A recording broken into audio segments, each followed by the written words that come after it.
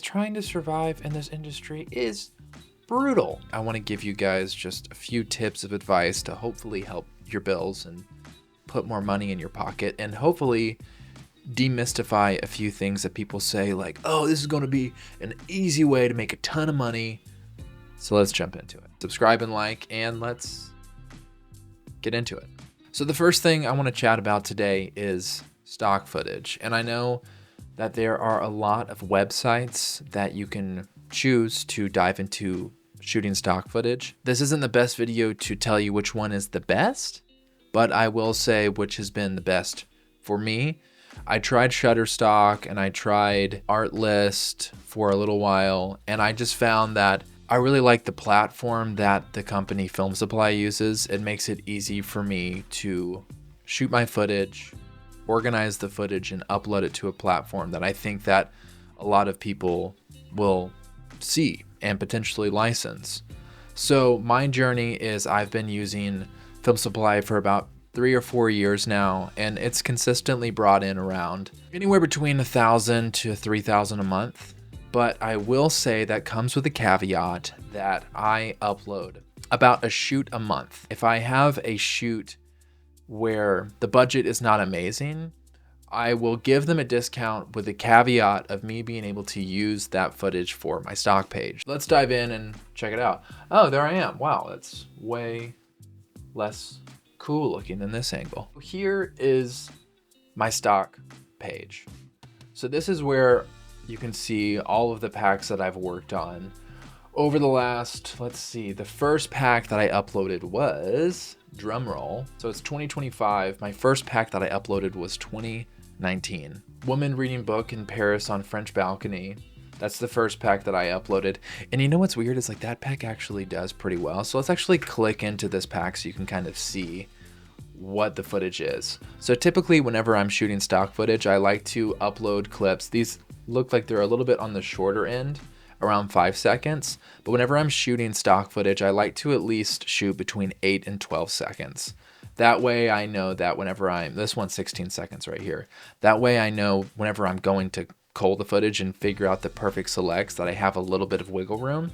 There's a lot of slow motion in here. And I try to do a mixture of doing slow motion and real time. More recently, I feel like the real-time footage does pretty good, so I've been shooting more real-time than slow motions. Over the course of 6 or 7 years, this pack alone has brought in around between $7,000 and $10,000. So with each pack that you upload, it's kind of the chance of that one shoot being a potential revenue stream. So let's go to another pack. An example of a pack that does really well on Film Supply is medical footage. I try to get a wide range of diversity within the talent just to make sure that, you know, everyone doesn't just look the same. Whenever I'm shooting footage, I like to get a variety of wide, medium, and type footage to make sure that I have different coverage. So if someone's editing a commercial, I try to think like, what would they use in their editing room? And I typically try to shoot in a way that I know that would be helpful for them whenever they're cutting their commercials together.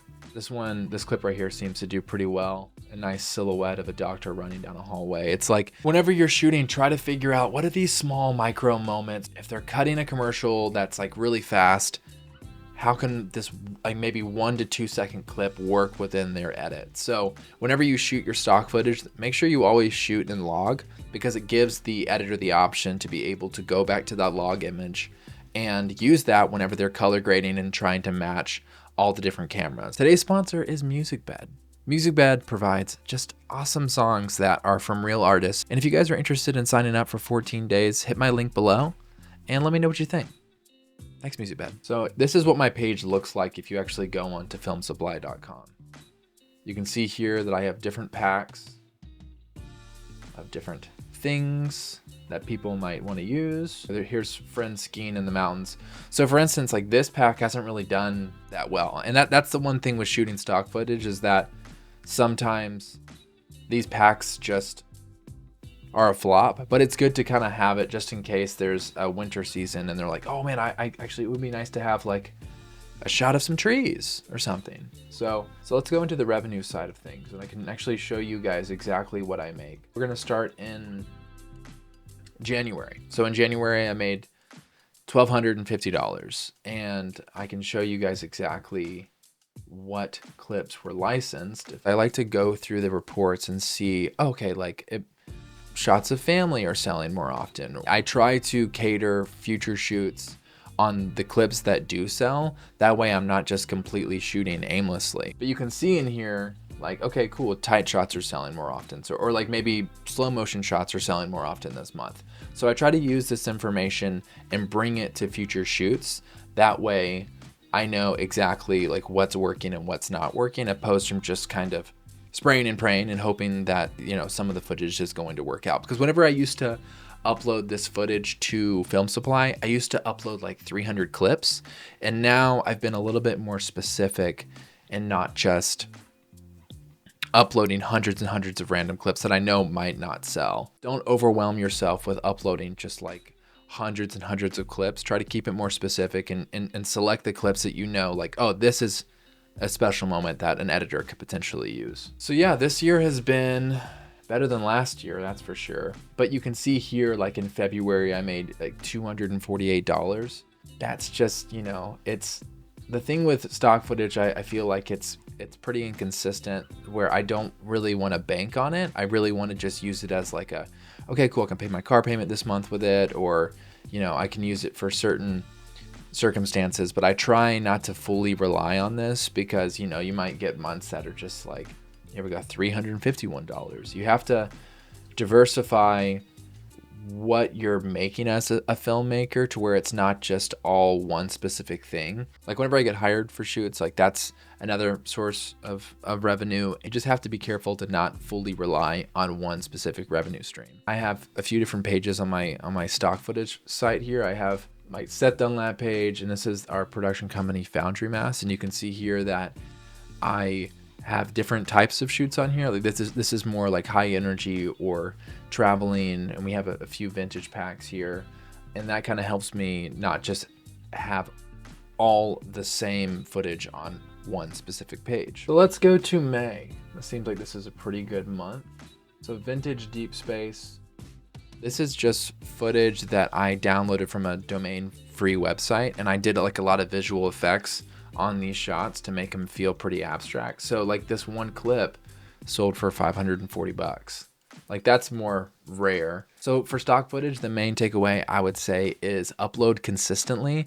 It took me 5 or 6 years and hundreds and hundreds of hours to get to a place where I'm making this kind of revenue, but I don't solely rely on this. And I would say if you are looking to get into selling stock footage and shooting stock footage, just know that it is it's a long game. Don't be discouraged if it takes like a year or two. You just need to stick with it, and you might see that return. But it's just, you know, this has taken me probably, I would say, between 300 and 400 hours of going through on a regular basis and just shooting and editing footage and putting it on Film Supply. But I would say, yeah, just be consistent with it and see where it can take you, and don't be discouraged if it takes a while for it to start making income.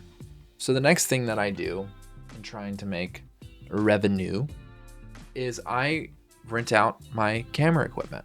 Whenever I moved to Los Angeles, I tried to use ShareGrid for a while, and I just didn't like having to deal with the communication aspect and making sure that my camera equipment all came back in the same condition that it went out in. And I was trying to figure out a solution, because I had so much camera equipment in my back room that I was just sitting there, and I didn't want to have to like worry about taking photos and making sure that everything was on the ShareGrid platform, because I just, you know, I really don't like people coming to my house. I didn't like having to meet people, and the amount of time that it took me to manage it was just not really worth it. I have heard of people co-signing their equipment at a rental house before. I've never really experimented with it, because I haven't really found a rental house that I thought might be a good fit, but I actually found one. I partnered with a company called DFI, and they're based in Los Angeles, and it was just a really good partnership for me because I didn't have to manage any of it. The percentage that they would split with me was fair, and if I ever needed to rent my equipment, I could just go drive to the rental house and grab all of it and go. And I've been doing it for about a month and a half now, and it's been great because I don't have all that equipment in my house anymore, which kind of felt like a liability. and I've made a good bit of money in the past month and a half. On DFI, I've made $831. My earnings payout that just happened was $721. And my earnings for this past quarter, which has been like 6 days, are $110. And yeah, this is just another way to make income that has been helpful for me. I don't have to worry like if my equipment breaks, like they completely cover all of it. So definitely not something that I've ever really experimented with, but communicating with them has been great. And if I ever want to like request my equipment, I can go to this page here.